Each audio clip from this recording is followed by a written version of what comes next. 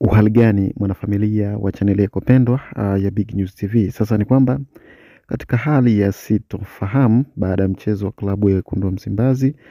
dhidi ya RS Berkane kutamatika na RS Berkane kunyakua ndoo hiyo. Sasa kuna hali ambayo imekuwa imezua taharuki baada ya video kuvuja ikimwonyesha kocha referee ambaye alichezesha mchezo kati ya Simba dhidi ya RS Berkane ameonekana na viongozi wa RS Berkane katika chumba cha kubadilishia nguo, na hali hiyo imeleta taharuki na kuona kwamba huenda referee huyo alikuwa ameshatengenezewa mazingira ya kuifanya RS Berkane kushinda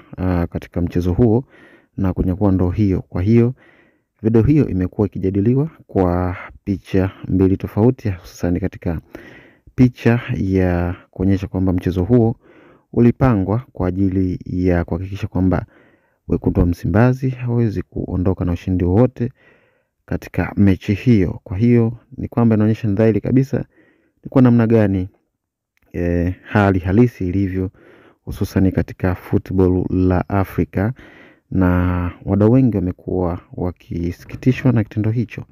na kusema kwamba huenda